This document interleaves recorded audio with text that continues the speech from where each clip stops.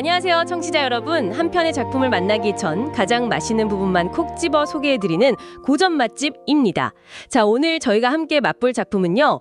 1890년에 출간된 노르웨이 작가죠. 크누트 함순의 소설 굶주림입니다. 네, 이 소설이 제목만 들으면 그냥 배고픈 사람의 좀 슬픈 이야기인가 이렇게 생각하기가 정말 쉬운데요. 네, 저도 그랬어요. 근데 막상 읽어보면 생각보다 훨씬 더 이상하고 기묘하고 또 어떨 땐 좀 충격적인 작품입니다. 맞아요. 저도 처음 읽었을 때 스토리가 어디 갔지? 하면서 약간 당황했던 기억이 나거든요. 다들 그러시죠? 네, 막 흥미진진한 사건이 터지는 게 아니라 그냥 계속 한 사람 머릿속을 헤매는 느낌이랄까요? 왜 작가는 이런 방식을 쓴 걸까요? 그게 정말 핵심적인 질문이에요. 1890년, 그 당시에는 뭐랄까 사회의 문제점을 고발하거나 뭔가 교훈을 주는 그런 소설들? 네, 그런 소설들이 큰 인기였어요. 그런데 크누트 함수는 그런 게 좀 시시하다고 생각했던 것 같아요. 사람의 진짜 모습은 겉으로 보이는 행동이나 사건이 아니라 이 머릿속에서 벌어지는 정말 혼란스러운 생각?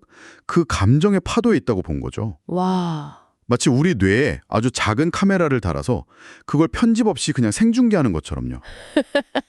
뇌를 생중계한다는 비유 진짜 확 와닿네요. 그런 내면을 보여주기 위해서 굶주림이라는 아주 극한의 상황을 설정한 거군요. 바로 그거죠. 작품 배경이 19세기 말 노르웨이의 수도 오슬로, 당시 이름은 크리스티아니아였고요. 주인공은 이름도 없이 이 도시를 떠도는 작가 지망생이에요. 이 이야기가 이렇게까지 생생한 건 아무래도 작가의 실제 경험이 녹아있기 때문이라고 들었어요. 맞습니다. 크누트 함수는 말 그대로 정말 지독한 가난하고 굶주림을 온몸으로 겪었던 사람이에요. 어린 시절에 친척 집에 맡겨져서 학대랑 배고픔에 시달렸던 기억이 평생의 상처로 남았다고 하거든요. 그는 그 끔찍한 경험을 통해서 깨달은 거예요. 배고픔은 단순히 배가 비는 상태가 아니구나. 그럼 뭐죠?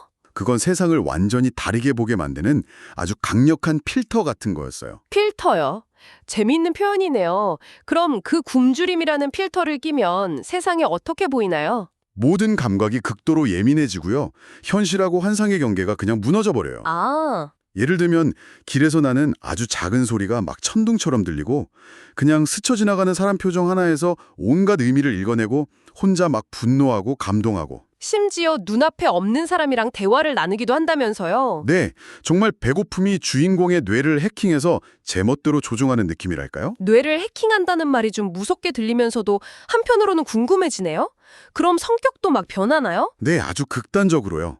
한순간에는 자기가 세상에서 제일 위대한 천재 작가라고 막 자신만만해 하다가 바로 다음 순간에는 길바닥 돌멩이보다 못하다면서 절망에 빠져요. 와, 감정 기복이 엄청나네요. 그렇죠. 마지막 남은 동전을 자기보다 더 굶주린 사람한테 줘버리는 이상한 선행을 하다가도 정말 사소한 일에 불같이 화를 내기도 하고요. 이런 앞뒤가 안 맞는 행동들을 따라가다 보면 정말 독자마저 주인공하고 같이 어지러운 현기증을 느끼게 됩니다. 정말 독특한 경험이겠네요. 이 작품으로 크누트 함수는 세계적인 명성을 얻었고 1920년에는 노벨 문학상까지 받았죠. 그런데 이렇게 인간 내면의 고통을 깊이 있게 그려낸 작가의 삶에 저희가 쉽게 이해하기 힘든 어두운 면도 있었다고요. 그렇습니다. 바로 그 점이 크누트 암순을 이야기할 때 가장 어렵고도 또 중요한 지점인데요. 그는 훗날 인류에게 정말 엄청난 고통을 안겨준 나치 독일을 공개적으로 지지했습니다. 인간의 고통을 누구보다 섬세하게 그려낸 예술가가 어떻게 그런 선택을 할 수 있었을까? 이건 지금까지도 아주 큰 논쟁거리로 남아있죠. 위대한 작품과 작가의 삶을 과연 분리해서 볼 수 있는가, 이런 고민을 던져주네요. 청취자 여러분도 오디오북을 들으시면서 한 번쯤 생각해볼 만한 문제인 것 같습니다. 자, 그럼 이제 이 기묘하고도 매혹적인 의식의 미로 속으로 들어가 볼 시간이네요. 네, 이 소설을 즐기는 팁을 하나 드리자면요. 다음엔 무슨 일이 일어날까? 이걸 예측하려고 하지 마세요. 예측하지 마라. 네. 그 대신 그냥 주인공의 그 불안한 시선을 따라서 도시를 같이 걷고 그의 뒤죽박죽인 생각의 흐름에 몸을 한번 맡겨보는 겁니다. 육체의 고통에 한 인간의 정신지도를 어떻게 새로 그리는지 그 아슬아슬한 과정을 온몸으로 체험해 보시길 바랍니다. 저희 고전 맛집이 마음에 드셨다면 구독과 좋아요를 부탁드립니다. 이제 이야기가 시작됩니다. 일부. 내가 크리스티아니아에서 굶주리며 떠돌던 시절의 이야기다. 이 기묘한 도시는 그곳을 거쳐가는 사람들에게 어떤 식으로든 흔적을 남기기 마련이다. 다락방에서 눈을 떴을 때 아래층 시계가 6번 울리는 소리가 들렸다. 이미 날은 밝았고 사람들이 계단을 오르내리는 소리가 들려왔다. 벽에는 낡은 신문지들이 도배되어 있었고 나는 습관처럼 오늘 기뻐할 만한 일이 있는지 생각해 보았다. 하지만 최근 상황은 최악이었다. 돈이 없어 물건들을 하나둘 전당포에 맡겨야 했고 신경은 날카로워졌으며 어제 점증 때문에 하루 종일 누워있기도 했다. 나는 자리에서 일어나 창문을 열었다. 빨랫줄과 공터가 보였고 멀리서는 노동자들이 불타버린 대장간 잔해를 치우고 있었다. 가을이 오고 있었다. 맑은 공기 속에서 도시의 소음이 나를 밖으로 불러냈다. 텅 빈 방은 마치 관짝처럼 느껴졌다. 나는 구석에 있는 짐꾸러미를 뒤져먹을 것을 찾았지만 아무것도 없었다. 일자리를 구하는 것도 이제 지쳤다. 비스구먼 자리도 소방관 자리도 모두 거절당했다. 안경을 썼다고 거절당하고 안경을 벗고 갔더니 찡그린 표정 때문에 또 거절당했다. 옷차림마저 남루해져서 이제는 면접조차 볼 수 없게 되었다. 나는 세면대로 가서 반들거리는 바지 무릎에 물을 묻혔다. 조금이라도 새 것처럼 보이게 하려는 파락이었다. 집세가 밀려 있었기에 주인집 아주머니와 마주치지 않으려 조용히 계단을 내려왔다. 오전 9시였다.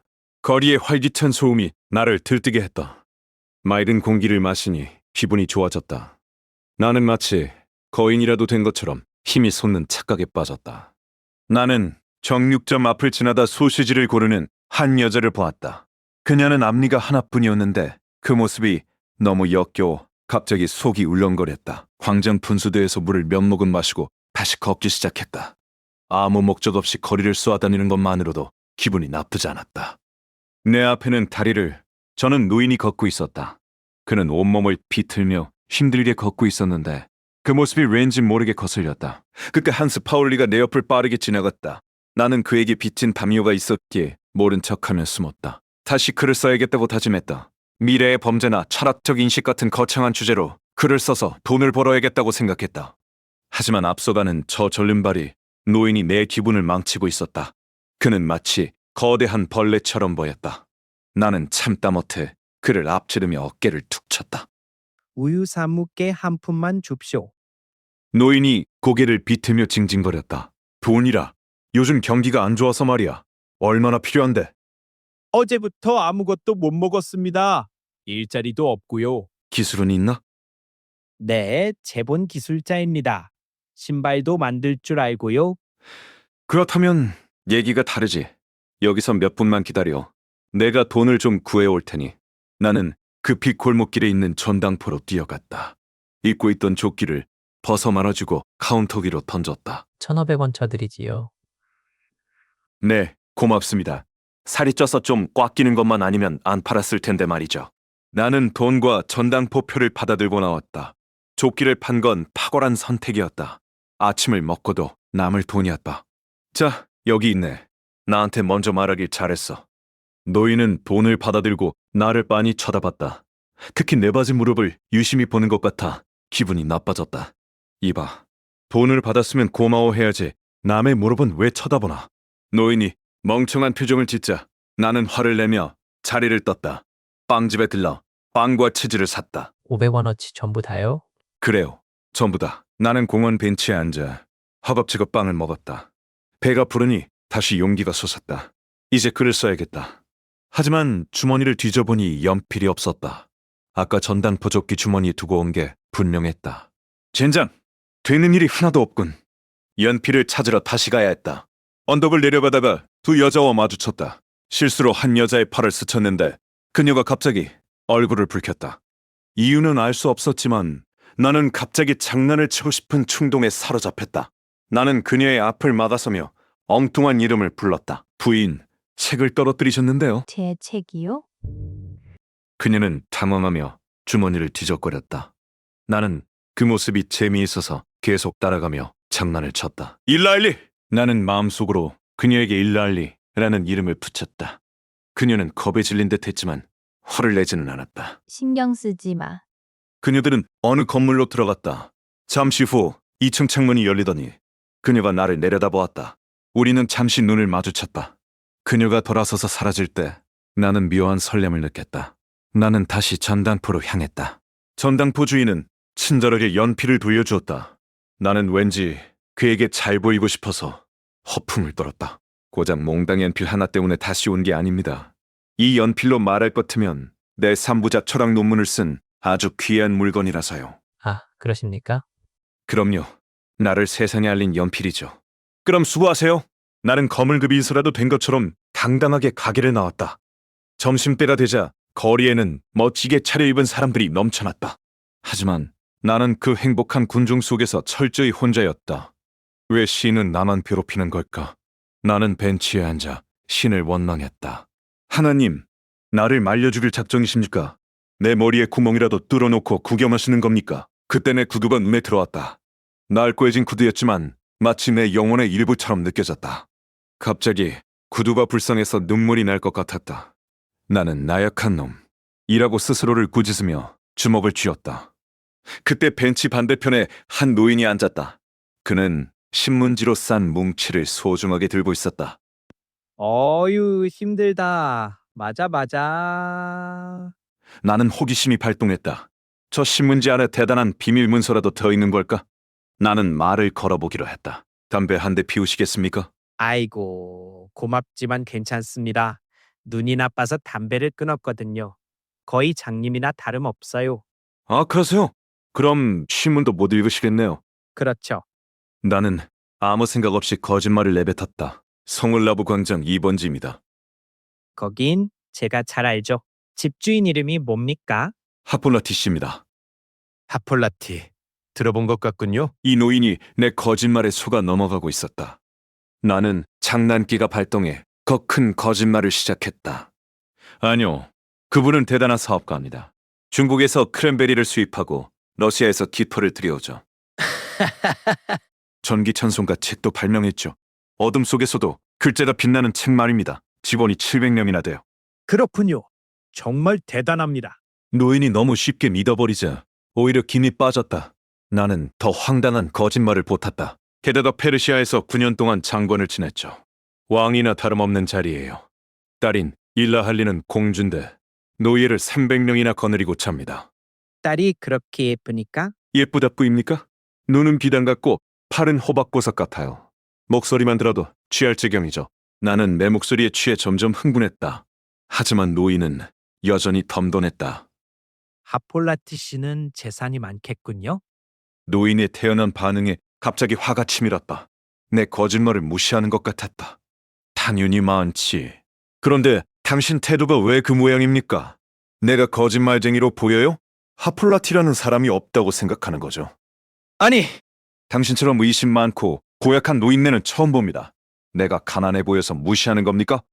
이따위 대접은 못 참아. 나는 고래고래 소리를 질렀다. 노인은 겁에 질려 신문 뭉치를 챙겨 허둥지둥 도망쳤다. 나는 씩씩거리며 벤치에 등을 기댔다. 거짓말을 하고 화를 냈더니 오히려 기분이 좀 풀리는 것 같았다. 피곤이 몰려왔다. 눈을 감고 깜빡 잠이 들었는데 누군가 내 어깨를 흔들었다. 이보세요. 여기서 자면 안 됩니다. 네! 나는 벌떡 일어났다. 잠에서 깨자마자 비참한 현실이 다시 눈앞에 닥쳐왔다. 집세는 밀렸고 배는 다시 고파오기 시작했다. 나는 멍하니 연필을 잡고 종이 귀퉁이에 1848년 이라는 숫자만 반복해서 적고 있었다. 머릿속이 텅 빈 것 같았다. 예전에는 술술 써주던 글이 지금은 한 줄도 나오지 않았다. 나는 벤치에 앉아 의미 없는 숫자를 끄적이며 떠오르지 않는 영감을 기다렸다. 가을이 깊어지자 파리들도 힘을 잃고 비틀거렸다. 모든 생명이 잠들거나 죽어가는 계절이었다. 나 역시 이대로 파멸할 것 같은 공포가 엄습했다. 아니야, 끝을 봐야 해. 나는 다시 자리에 앉아 기사를 쓰려고 애썼다. 밀린 월세를 생각하면 쉴 틈이 없었다. 하지만 머리는 텅 빈 깡통처럼 공허했다. 고통 속에서 신을 찾았지만 아무런 응답도 없었다. 바람이 차가워지자 나는 옷깃을 여미고 일어섰다. 조끼를 팔아버려 외투 하나로 버텨야 했다. 집주인 군데르센 부인의 눈을 피하는 것도 지쳤다. 이번에도 실패하면 정말 끝이다. 공원에 나서는데 벤치에 앉아 음식을 먹는 노인이 보였다. 기름진 빵을 쥐고 있는 그 손가락이 마치 갈고리 같았다. 나는 구역질이 나서 고개를 돌리고 지나쳤다. 나는 거리로 나가 구인 광고를 살폈다. 그때 크리스티라는 식료품점에서 장부 정리할 사람을 구한다는 광고를 발견했다. 나는 즉시 지원서를 써서 우체통에 넣었다. 보수는 아주 적어도 상관없었다. 집에 돌아오니 군대를 쓴 부인의 쪽지가 와 있었다. 밀린 월수를 내지 않으면 밤을 비우라는 통보였다. 어둠이 깔린 방에서 나는 흔들의자에 앉아 생각에 잠겼다.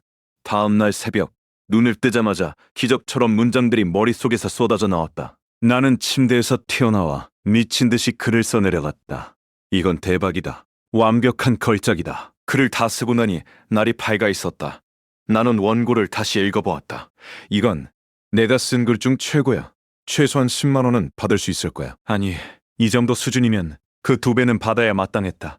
자신감이 차오른 나는 짐을 싸기 시작했다. 이런 쥐구멍 같은 방과는 작별이다. 나는 담요와 잡동사니를 챙겨들고 집주인에게 쪽지를 남겼다. 나중에 돈을 갚으러 오겠다는 약속을 적어 테이블 위에 올려두었다. 거리로 나오니 모든 게 아름다워 보였다. 나는 신에게 감사 기도를 올렸다. 나는 신문사로 향했다. 하지만 아직 시간이 일러서 거리를 배회해야 했다. 그런데 녹색 담요를 들고 다니는 꼴이 너무 처량해 보였다. 사람들이 쳐다보는 것 같았다. 나는 샘브라는 상점에 들어가 점원에게 부탁했다. 이것 좀 포장해주게. 아주 비싼 꽃병이 들어있어서 외국으로 보낼 거거든. 점원은 내 거짓말에 속아 정중하게 포장해 주었다. 나는 포장된 짐을 들고 시장을 서성이다가 10시가 되어 신문사로 들어갔다. 편집장은 아직 출근 전이었고 직원인 시저스가 대신 원고를 받았다. 이건 아주 중요한 원고니까 편집장님 오시면 바로 전해줘요. 나는 거만하게 말하고 나왔지만 밖으로 나오자 다시 불안감이 밀려왔다. 시간을 때우기 위해 묘지 벤치에 앉아 졸다가 다시 시장 쪽으로 걸어갔다. 그때 누군가 내 어깨를 쳤다. 별로 달갑지 않은 진미 씨였다. 그건 뭐야? 뭐 샀어? 아, 양복감 좀 샀어. 나 도매상사 회계 담당으로 취직했거든. 돈 좀 벌지? 정말? 잘 됐네. 그럼 나한테 빌려간 돈은? 나는 그의 말이 끝나기도 전에 황급히 자리를 피했다. 괜히 허세를 부리다가 망신만 당할 뻔했다. 점심시간이 지났지만 갈 것도 밥 먹을 돈도 없었다. 나는 다시 묘지로 가서 멍하니 앉아있다가 불안한 마음에 뛰쳐나왔다. 내 원고가 거절당하면 어쩌지. 갑자기 모든 확신이 사라지고 공포가 밀려왔다. 정신없이 걷다 보니 교회의 시골길까지 와버렸다. 그때 마주오던 건처 수레의 마부들이 내 모자를 채찍으로 쳐서 떨어뜨리고는 비웃으며 지나갔다. 나는 흙탕물에 뒷군 모자를 주워 쓰고 다시 시내를 향해 달렸다. 신문사 마감 시간이 다 되어가고 있었다. 나는 숨이 턱 끝까지 차오르도록 뛰었다. 신문사 문을 꽉 차고 들어가 편집장을 만났다. 아, 거절당한 게 아니라는 사실에 나는 안도의 한숨을 내쉬었다. 괜찮습니다. 천천히 읽어보세요. 나는 주소가 바뀌었다는 말도 못하고 밖으로 나왔다. 이제 오늘 밤 잘 곳을 찾아야 했다. 예전 방으로 돌아갈 자존심은 없었다. 어두워진 거리를 헤매다가 서방사가 보였다. 저기서라도 잠시 쉴 수 있을까? 하지만 입구를 지키는 경비병의 도끼가 너무 무서워 보였다. 나는 겁을 먹고 뒷걸음질 쳤다. 배고픔과 추위에 떨며 걷다가 문득 아는 화가인 바텔이 생각났다. 나는 그의 집 문을 두드렸다. 이 밤중에 웬일이야? 아, 그렇군. 알았네. 결국 나는 숲으로 가서 잠을 청하기로 했다. 젖은 땅 위에 담요를 깔고 누웠지만 추위와 두려움 때문에 쉽게 잠들 수 없었다. 다음 날 해가 중천에 떴을 때 눈을 떴다. 온몸이 쑤시고 배가 고파 죽을 지경이었다. 너무 배가 고파서 남의 물건인 이 담요를 전당포에 팔아버리고 싶은 충동이 들었다. 하지만 나는 고개를 저으며 그 유혹을 떨쳐냈다. 아직 타락할 수는 없었다. 그래, 식료품점 일자리가 있을 거야. 나는 희망을 품고 크리스티의 가게로 갔다. 나는 인매무새를 다듬고 가게 주인에게 말을 걸었다. 크리스티 씨를 뵙고 싶습니다. 지원서를 보냈었는데요. 아, 자네군. 자네 편지를 보고 한참 웃었네. 그가 내 편지를 꺼내 보이며 웃었다. 지원서 날짜를 1848년이라고 적었더군. 숫자 감각이 이렇게 없어서야 장부를 맡길 수 있겠나? 그건 실수였습니다. 다시는 그런 일 없을 겁니다. 미안하지만 이미 다른 사람을 구했네. 나는 분노에 차서 가게를 뛰쳐나왔다. 고장 날짜 하나 잘못 적었다고. 지나가던 행인과 부딪혔지만 사과조차 하지 않았다. 세상 모든 게 저주스러웠다. 배고픔에 눈이 돌아갈 지경이었다. 나는 무작정 어느 고급 아파트로 들어가 벨을 눌렀다. 오늘은 적선할 거 없어요. 여자는 나를 거지 취급했다. 나는 순간적으로 거짓말을 꾸며냈다. 오해하셨군요. 전 사람을 구하러 온 베델 옐스베르크입니다. 휠체어를 밀 사람이 필요해서요. 아, 죄송해요. 나는 허탈하게 계단을 내려왔다. 이제 정말 거지나 다름없었다. 공동묘지 벤치에 앉아 주머니를 뒤적이다가 면도 티켓 6점을 발견했다. 이걸 팔면 빵 한 조각은 살 수 있을 거야. 나는 은행원인 친구를 찾아가기로 했다. 그 친구라면 사줄지도 모른다. 카페 앞에서 한참을 기다린 끝에 그 친구가 나타났다. 이복에 동전 몇 개만 줘. 이 티켓 줄 테니까. 어쩌지? 나도 지금 빈털터리야. 지갑 좀 봐. 친구의 텅 빈 지갑을 보니 눈물이 핑 돌았다. 그냥 가져. 내 전 재산이야. 너 줄게. 나는 티켓을 억지로 친구 손에 쥐어주고 울면서 돌아섰다. 밤거리를 헤매다 결국 지쳐서 교회 근처 구석에 웅크리고 앉았다. 그때 순찰 중인 경찰관이 다가왔다. 거기 누구야? 여기서 자면 안 돼. 집으로 가.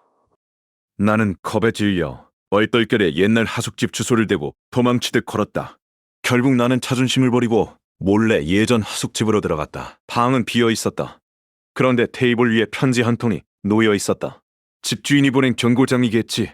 나는 편지를 들고 조용히 방을 빠져나왔다. 가로등 밑에서 떨리는 손으로 편지를 뜯었다. 그건 편집장에 보낸 편지였다. 내 원고가 실린다는 내용이었다. 게다가 거금의 원고료까지. 살았다.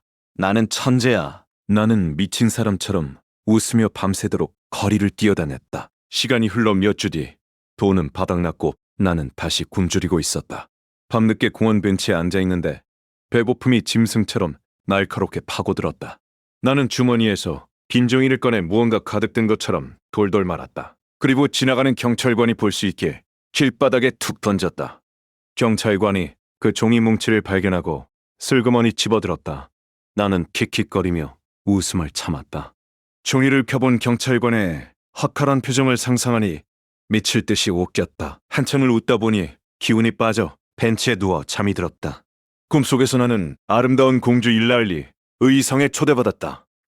화려한 보석과 맛있는 음식이 가득한 곳에서 공주가 나를 반겨주었다. 일어나. 경찰관이 나를 흔들어 깨웠다. 꿈은 산산조각이 났고 차가운 현실과 배고픔만이 남았다. 모자 챙겨. 이 멍청아. 뭐, 멍청이? 나는 화가 나서 경찰관에게 대들려고 쫓아갔지만 다리에 힘이 풀려 주저앉고 말았다. 비틀거리며 하숙집 앞에 도착했지만 주머니를 뒤져보니 열쇠가 없었다. 비는 내리고 배는 고프고 집에는 들어갈 수 없었다. 나는 빗속에 서서 허탈하게 웃음을 터뜨렸다. 비가 다시 내리기 시작했다. 옷이 어깨까지 흠뻑 젖어 들어왔다. 그는 시청 앞에서 문득 기막힌 생각이 떠올랐다. 경찰에게 문을 열어달라고 부탁해보는 것이다. 그는 곧장 순경에게 다가가 간절하게 부탁했다. 하지만 순경에게는 열쇠가 없었다. 열쇠는 수사과에 보관되어 있었다. 그는 난감해졌다. 이제 어떻게 해야 한단 말인가? 호텔에 가서 잘 수도 있겠지만 그에게는 돈이 한 푼도 없었다. 그럼 파출소로 가서 노숙자로 신고하고 하룻밤. 그는 그 생각은 미처 하지 못했다. 정말 기가 막힌 아이디어였다. 그는 즉시 순경에게 감사를 표했다. 그는 곧장 파출소로 들어가 접수대 앞에 섰다. 이름이 뭐요? 그는 순간적으로 거짓말을 했다. 탕겐, 안드레아스 탕겜입니다. 직업은? 그는 굿즈에 몰렸다. 땅장이? 아니, 딴장이가 피난경을 쓰고 있을 리가 없다. 그는 괴담해지기로 했다. 기자입니다. 경비병은 적어 내려가기 전에 흠칫 놀랐다. 기자가 노숙자 오쉼터에 온다는 건 흔치 않은 일이었다. 어느 신문사입니까, 당겐 씨?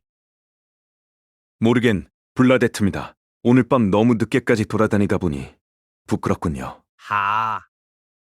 그런 말 마십시오. 저물 때 다 그런 거 아니겠습니까? 이해합니다. 경비병이 다른 순경에게 정중하게 지시했다. 이 신사분을 특실로 보셔라. 그는 자신의 뻔뻔함에 등골이 오싹해졌다. 혹시라도 들통나는 큰일이었다. 그는 열쇠가 잠기는 소리를 들으며 침대에 앉았다. 가스등은 몇 분 뒤에 꺼집니다. 그 다음엔 불이 완전히 나가나요? 네. 그는 침대에 앉아 생각에 잠겼다. 밝은 감방은 꽤 아늑해 보였다. 빗소리를 들으며 그는 자신의 연기에 감탄했다. 갑자기 가스등이 팍 꺼졌다. 칠흑 같은 어둠이 찾아왔다. 그는 자신의 손조차 볼 수 없었다. 그는 옷을 벗고 침대에 누웠지만 잠이 오지 않았다. 어둠이 그를 짓눌렀다. 그는 미친 듯이 생각에 잠겨 있다가 벽에 있는 작은 못 자국을 발견했다. 이건 그냥 구멍이 아니야. 아주 복잡하고 미스터리한 구멍이야. 그는 침대에서 일어나 펜칼로 구멍의 깊이를 주었다. 그러다 다시 자리에 누워 빗소리가 멈춘 밖을 귀 기울여 들었다. 갑자기 그가 손가락을 딱 튀기며 웃음을 터뜨렸다. 이거야. 내가 새로운 단어를 발견했어. 쿠보어. 세상에 없던 말이야. 정말 심오한 단어라고. 그는 굶주림 때문에 헛것이 보이고 환청이 들리기 시작했다. 그는 자신이 만든 단어 쿠보아의 뜻을 찾기 위해 밤새도록 고민했다. 누가 그게 가축 품평회라는 뜻이래? 아니야. 자물쇠나 일출도 아니야. 그는 밤새 어둠 속에서 혼잣말을 하며 미쳐가고 있었다. 이건 정신적인 거야. 어떤 감정이나 상태를 뜻하는 거라고. 그는 헛소리를 하다가 침대에서 뛰어내려 물을 마셨다. 다시 누웠지만 어둠이 그를 집어삼키는 것 같았다. 그는 자신이 바다 밑으로 어둠 속으로 가라앉는 환각을 느꼈다. 이렇게 죽는구나. 이제 죽는 거야. 그는 공포에 질려 문을 두드리고 벽에 머리를 찍으며 울부짖었다. 그러다 바닥에 쓰러져 기절하듯 잠이 들었다. 회색 빛이 벽 위쪽에 비치기 시작했다. 아침이 온 것이다. 그는 기뻐서 바닥에 엎드려 울었다. 날이 밝자 문이 열렸다. 아래층으로 내려가서 신고하시오. 아래층 큰 방에는 노숙자 30-40명이 앉아 있었다. 그들은 아침 식사 티켓을 받고 있었다. 안드레아스 탄겐 기자분이시군요. 그는 앞으로 나가 정중하게 인사했다. 아니, 어제 늦게까지 있다가 열쇠를 잃어버려서요. 정말 난처했습니다. 그렇군요. 잠은 잘 주무셨습니까? 장관님처럼 푹 잤습니다. 다행이군요. 안녕히 가십시오. 그는 당당하게 걸어 나왔다. 사실은 배가 고파 죽을 지경이었지만 식사 티켓을 달라고 할 용기가 없었다. 의심을 받을까봐 두려웠기 때문이다. 오전 10시였다. 그는 원고를 만지작거리며 11시에 편집장을 만나러 가기로 했다. 배가 너무 고파서 그는 길가에 떨어진 나무 조각을 주워 씹었다. 그는 하숙집으로 돌아갔다. 마구 간직이 요스 올라이가 그를 반겼다. 날씨가 좋네요. 그러게. 그는 오스 올라이에게 돈을 빌려볼까 생각했다. 하지만 오스 올라이가 먼저 입을 열었다. 저기 선생님, 혹시 5,000원 정도만 빌려주실 수 있나요? 집세 낼 돈이 모자라서요. 며칠만 쓰겠습니다. 아니, 지금은 곤란해. 연스 올라이. 나중에 오후에 다시 얘기하자. 그는 비틀거리며 방으로 올라다 침대에 쓰러져 웃음을 터뜨렸다. 5,000원이라니. 자신에게 5,000원을 빌려달라니.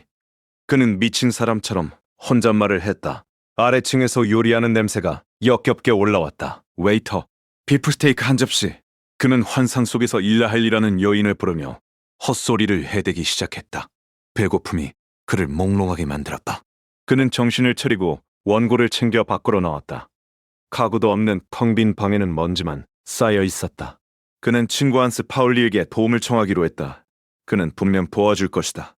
오스 올라이, 오후에는 내가 도와줄 수 있을 거야. 그는 신문사로 향했다. 11시가 넘었다. 사무실 문을 두드렸다. 그곳엔 별명 시저스라고 불리는 직원이 있었다. 편집장님 계십니까? 대답이 없었다. 시저스는 고개도 들지 않았다. 아직 안 오셨어. 언제쯤 오십니까? 나야 모르지. 그는 무시당한 채 발길을 돌려야 했다. 이제 한스 파울리, 패터슨을 찾아가는 수밖에 없었다. 한스 파울리는 가난한 학생이었지만 친구를 위해서라면 1,000원이라도 내줄 사람이었다. 그는 희망을 품고 한스 파울리의 하숙집을 찾아갔다. 가는 길에 그는 대패밥을 주어 입에 물었다. 한유가 문을 열어주었다. 패터슨 학생을 보러 왔습니다. 다락방 쓰던 그 학생요. 이사 갔는데요. 이설원이 그는 우편물을 챙겨들고 새 주소지까지 힘겹게 걸어갔다. 배가 고파서 쓰러질 것만 같았다. 새 주소지에 도착해 다락방까지 계단을 기어 올라갔다. 하지만 문에는 메모가 붙어 있었다. 고향으로 돌아갔나. 그는 바닥에 주저앉았다. 아무 생각도 들지 않았다. 멍하니 20분을 앉아 있었다. 그때 집주인이 올라왔다. 패터슨 학생은 방학이라 고향에 갔어요. 편지는 제가 맡아둘까요? 아, 네. 부탁합니다. 그는 밖으로 나와 주먹을 쥐고 하늘을 향해 소리쳤다. 하느님, 당신한테 한마디 해야겠어. 당신은 정말 엉터리야. 진짜 무능하다고. 그는 거리에서 혼자 연기를 하며 자신을 비웃었다. 지나가는 사람들이 쳐다봤지만 상관없었다. 그는 항구 쪽으로 걸어갔다. 오후 1시 반이었다. 배들이 정박해 있고 활기가 넘쳤다. 케이크를 파는 노파가 보였다. 맛있는 냄새가 진동했다. 그는 괴로워서 고개를 돌렸다. 그는 벤치에 앉은 신사에게 말을 걸었다. 저런 노점상들은 위생적으로 문제가 있지 않나요? 죄송합니다만 전 여기 사람이 아니라서요. 신사는 겁을 먹고 자리를 피했다. 그는 다시 혼자가 되었다. 근처에서 거리 오르간 소리가 들려왔다. 슬픈 음악 소리에 그는 신경이 곤두섰다. 배가 고프니 음악조차 고통스러웠다. 공전 한 푼만 주세요. 그래? 그는 반사적으로 대답하고 주머니를 뒤졌지만 돈이 있을 리 없었다. 소녀는 그가 장난친다고 생각하고 가버렸다. 그는 소녀를 다시 불렀다. 돈 대신 조끼라도 주려고 했다. 잠깐만, 이걸 줄게. 어? 그는 조끼가 없었다. 이미 몇 주 전에 전당포에 맡긴 것을 깜빡한 것이다. 사람들이 그를 보고 비웃었다. 그는 도망치듯 자리를 떴다. 오후 4시였다. 신문사도 문을 닫았을 시간이다. 그는 계단에 앉아 코트 단추를 쳐다봤다. 단추를 떼서 팔면 돈이 될지도 모른다는 생각이 들었다. 그래, 이거면 될 거야. 그는 펜칼로 단추를 하나씩 잘라냈다. 그때 시저스가 계단을 올라왔다. 편집장님 계신가요? 아주 중요한 일입니다. 안에 계시오? 그는 떨리는 마음으로 편집장실에 들어갔다. 어서 오게. 앉아요. 그는 원고를 내밀었다. 새로 쓴 글입니다. 정말 공을 많이 들였습니다. 읽어보죠. 그는 돈을 좀 미리 달라고 부탁하고 싶었지만 입이 떨어지지 않았다. 편집장의 친절함에 차마 그런 부탁을 할 수 없었다. 그럼 며칠 뒤에 다시 오겠습니다. 그는 빈손으로 나왔다. 자신을 책망하며 거리를 달렸다. 숨이 턱끝까지 차오를 때까지 달렸다. 그는 공원 벤치에 앉아 소리 없이 울었다. 지나가던 순경이 그에게 말을 걸었다. 왜 여기 앉아 있어? 재미로요. 그냥 즐거워서요. 그는 다시 일어나 레비온 목사를 찾아가기로 했다. 목사라면 도와줄지도 모른다. 하지만 목사관 문에는 오후 4시까지 라고 적혀 있었다. 화녀가 나왔다. 목사님은 외출하셨는데요? 모든 것이 늦었다. 그는 교회 앞 벤치에 앉아 죽음을 생각했다. 굶주림이 한계에 다다랐다. 그때 집에 있는 초록 담요가 떠올랐다. 한스 파울리의 담요. 그걸 팔면 된다. 그는 미친 듯이 집으로 달려가 담요를 챙겨 들고 전당포가 아닌 다른 가게로 갔다. 이 안경에 1,000원만 빌려주실 수 있나요? 아니요. 안 됩니다. 그럼 이 담요는요? 아주 좋은 건데. 침구류는 이미 넘쳐나서 안 삽니다. 500원이라도 필요 없다니까요. 나가세요. 그는 다시 담요를 들고 집으로 돌아와 침대에 깔았다. 비참함이 밀려왔다. 그는 다시 거리로 나갔다. 배고픔에 몸이 비틀거렸다. 지나가는 여자가 그를 보고 놀라 소리쳤다. 세상에 얼굴이 왜 저래? 해골 같잖아. 그 말에 그는 화가 치밀었다. 자신이 이렇게 흉측한 몰골이 되었다니. 그는 미친 듯이 웃으며 거리를 헤맸다. 어떤 신사가 그를 보고 비꼬듯 말했다. 정신병원에나 가보셔. 정신병원? 갇히는 건 싫었다. 그는 살기 위해 닥치는 대로 구걸을 시도했다. 그는 악기점 주인 시슬러를 찾아가 돈을 빌려달라고 했지만 거절당했다. 작은 시럴의 가게에도 들어갔다. 100원만 빌려주세요. 며칠 굶었습니다. 나도 돈 없어. 그럼 계산대에서 100원만 꺼내주세요. 제발요. 그는 쫓겨났다. 구걸까지 했는데 얻은 건 없었다. 수치심에 몸이 떨렸다. 그는 마지막 희망으로 아까 잘라둔 단추를 떠올렸다. 전당포 아저씨, 에게 가보자. 그는 떨리는 손으로 단추를 내밀었다. 이 단추들 꽤 괜찮은 건데 담배 한 갑 값이라도 쳐주시면. 단추. 이걸 팔러 온 거요? 주인의 웃음소리가 사형 선고처럼 들렸다. 그는 안경도 내밀었지만 거절당했다. 안 된다고 했잖소. 돌아가요. 그는 비틀거리며 밖으로 나왔다. 문 앞에서 누군가와 부딪혔다. 옛 지인이었다. 아니, 자네 아닌가? 세상에 꼴이 이게 뭔가? 거기서 뭘 하고 있었나? 그냥 볼 일이 좀 있어서. 도대체 뭘 들고 들어갔던 거야? 그는 떨리는 손을 펴서 쥐고 있던 반추를 보여주었다. 눈물이 왈칵 쏟아질 것 같았다. 이런 맙소사. 이건 너무 하잖아. 안녕히 가게. 친구는 내 팔을 꽉 붙잡으며 말을 끊었다. 당연히 그렇겠지. 하지만 솔직히 말해서 난 내 말을 안 믿어. 넌 정말 답답한 멍청이야. 그냥 나랑 같이 들어가는 게 낫겠어. 나는 그가 무슨 말을 하는지 알아챘다. 순간 자존심이 상해 반박했다. 안 돼. 7시 반에 베른트 아커스 거리에서 약속이 있단 말이야. 7시 반이라 아주 좋군. 하지만 지금 8시야. 난 지금 시계를 전당포에 맡기려고 서 있는 거라고. 어서 들어가자. 이 배고픈 중생아. 어떻게든 몇만 원이라도 만들어줄 테니까. 그는 나를 억지로 안으로 밀어넣었다. 그렇게 일주일이 흘렀다. 그동안은 정말 꿈만 같았다. 이번에도 최악의 고비는 넘겼다. 매일 밥을 먹을 수 있었고 용기가 솟아올라 닥치는 대로 일거리를 찾아다녔다. 나는 머릿속에 있는 모든 생각과 영감을 쥐어짜내며 서너 개의 원고를 동시에 써 내려갔다. 전보다 훨씬 글이 잘 써지는 것 같은 기분이었다. 하지만 그렇게 공들여 쓴 마지막 원고는 편집자에게 반송당했다. 나는 화가 나고 자존심이 상해서 다시 읽어보지도 않고 원고를 찢어버렸다. 글쓰기가 실패하면 항구에 있는 배를 타고 어디로든 떠날 생각이었다. 지난번 굶주림은 나를 꽤 거칠게 다루었다. 머리카락은 몽텅기로 빠졌고 두통과 신경쇠약이 나를 괴롭혔다. 손에 붕대를 감고 글을 썼다. 내 숨결이 손에 닿는 것조차 견딜 수 없을 만큼 예민해져 있었기 때문이다. 아래층에서 문익환 받치거나 개 짖는 소리만 들려도 온몸이 찌릿하게 아팠다. 나는 밥 먹는 시간도 아까워하며 글쓰기에 매달렸다. 침대와 낡은 테이블 위에는 메모지가 가득했다. 마침내 원고 하나를 끝낸 나는 만족스러운 마음으로 그것을 주머니에 넣고 대장님이라고 부르는 편집장을 찾아갔다. 주머니에는 동전 몇 개밖에 없었다. 이제 돈을 좀 벌 때가 된 것이다. 잠깐만 앉아있게. 금방 끝나니까. 그는 계속해서 글을 썼다. 나는 작은 사무실을 둘러보았다. 거대한 휴지통이 눈에 들어왔다.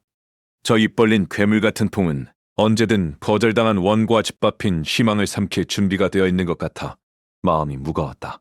오늘이 며칠이지? 28일입니다. 그는 편지 몇 통을 봉투에 넣고 펜을 내려놓았다. 그리고 의자를 돌려 나를 쳐다봤다. 내가 문가에 서 있는 걸 보고는 반쯤 장난스럽게 의자를 가리켰다. 나는 조끼를 입지 않은 걸 들키지 않으려고 몸을 살짝 돌린 채 주머니에서 원고를 꺼냈다. 화가 쿠레주에 대한 짧은 인물 묘사입니다만 어쩌면 운이 나빠서 내용이 좀... 그는 내 원고를 받아 훑어보기 시작했다. 나는 두려움과 존경심이 뒤섞인 눈으로 그를 바라봤다. 제발 내 글을 깎아내리지 말아달라고 빌고 싶은 심정이었다. 그가 천천히 원고를 정리하며 생각에 잠겼다. 나는 거절하기 편하게 해주려고 먼저 말을 꺼냈다. 물론 쓰실 만한 글은 아니겠죠. 나는 아무렇지 않다는 듯 미소를 지었다. 우리 독자들은 좀 더 대중적인 걸 원하거든. 그의 부드러운 거절에 놀랐다. 나는 시간을 더 뺏지 않으려고 서둘러 대답했다. 네, 알겠습니다. 그렇게 해보죠. 내가 문손잡이를 잡고 나가려는데 그가 불렀다. 혹시 필요하다면 원고료를 미리 좀 가져가도 되네. 자네가 글을 쓸 거라는 건 방금 내 글이 형편없다는 걸 들켰는데 돈을 미리 받다니 자존심이 허락하지 않았다. 아니요, 괜찮습니다. 아직 버틸만해요. 감사합니다. 그럼 안녕히 계십시오. 잘 가게. 나는 그에게 고마움을 느꼈다. 다음에 올 때는 그를 깜짝 놀라게 할 완벽한 원고를 가져오겠다고 다짐하며 집으로 돌아와 다시 글을 쓰기 시작했다. 그 후 며칠 동안 저녁 8시가 되어 가로등이 켜질 때마다 똑같은 일이 벌어졌다. 내가 지친 몸을 이끌고 산책하러 나가면 집 맞은편 가로등 아래에 검은 옷을 입은 여자가 서 있었다. 그녀는 항상 똑같은 옷에 두꺼운 베일을 쓰고 있었다. 내가 지나가면 고개를 돌려 쳐다보다가 내가 지나치면 천천히 반대쪽으로 걸어갔다. 벌써 사흘째였다. 나는 그녀가 나를 기다리는 건 아닌가 하는 말도 안 되는 상상을 했다. 말을 걸어볼까 고민했지만 내 남루한 옷차림과 텅 빈 주머니가 발목을 잡았다. 굶주림이 다시 시작되었다. 어제 저녁부터 아무것도 먹지 못했다. 예전엔 며칠씩 굶어도 버텼지만 이젠 하루만 굶어도 어지럽고 구역질이 났다. 밤새 추위에 떨며 잠을 설쳤다. 다음 원고를 완성할 때까지 어떻게 버틸지 고민하며 거리를 걸었다. 양초만 하나 있다면 밤새 글을 써서 내일 편집장을 찾아갈 수 있을 텐데 아는 사람을 찾아 카페를 찢었지만 허탄이었다. 촛불 하나 살 돈조차 구할 수 없었다. 나는 분노에 차서 거리를 쏟아냈다. 7, 8개월 동안 단 한 번도 마음 편히 지낸 적이 없었다. 겨우 일주일 숨 좀 돌리나 싶더니 다시 굶주림이라니 정직하게 살아온 게 바보 같았다. 젠장, 길에 떨어진 돈이라도 있으면 당장 주워서 훔칠 거야. 돈은 못 참아. 밤 11시가 되자 거리는 연인들과 취객들로 붐볐다. 그들의 행복한 웃음소리가 나를 더 비참하게 만들었다. 고작 몇천 원이 없어서 이 고생이라니. 나는 지나가는 사람들을 삐딱하게 쳐다보며 속으로 욕을 퍼부었다. 다들 경박하고 한심해 보였다. 그때 한 여자가 내게 다가와 뚫어지게 쳐다봤다. 아냐? 나는 그녀가 늦은 밤에 위험하지 않냐고, 혹시 이상한 남자가 따라오지 않냐고 물었다. 그렇죠. 그리고 우린 같이 갔고요. 그녀는 갑자기 내 팔짱을 꽂다. 나는 몇 걸음 걷다가 멈춰서서 팔을 빼냈다. 이봐, 난 돈이 한 푼도 없어. 뭐라고? 그 안경 금태 아니야? 아니야. 그럼 꺼져버려. 내가 돌아서자 그녀가 뒤에서 소리쳤다. 그래도 같이 가도 돼. 나는 비참함을 느끼며 거절했다. 내 체면을 세우기 위해 목사 행세를 하며 설교하듯 나를 건넸다. 가서 더 이상 죄짓지 마시오. 나는 그녀를 개도했다는 생각에 기분이 좋아져 콧노래를 부르며 집으로 돌아왔다. 하지만 여전히 양초가 없었다. 할 수 없이 종이를 들고 거리로 나가 가로등 밑에서 글을 쓰려 했다. 하지만 경찰관이 근처에 서 있는 바람에 집중할 수가 없었다. 결국 추위에 떨다 방으로 돌아왔다. 다음 날 아침 다시 글을 쓰려 했지만 머릿속이 텅 빈 것 같았다. 배가 너무 고파서 정신이 혼미해졌다. 멍하니 있다가 미친 생각이 들었다. 손가락을 한 입 깨물어 볼까? 나는 눈을 감고 내 손가락을 꽉 깨물었다. 피가 흘러나왔고 나는 그것을 핫았다. 정신이 번쩍 들었다. 눈물이 났다.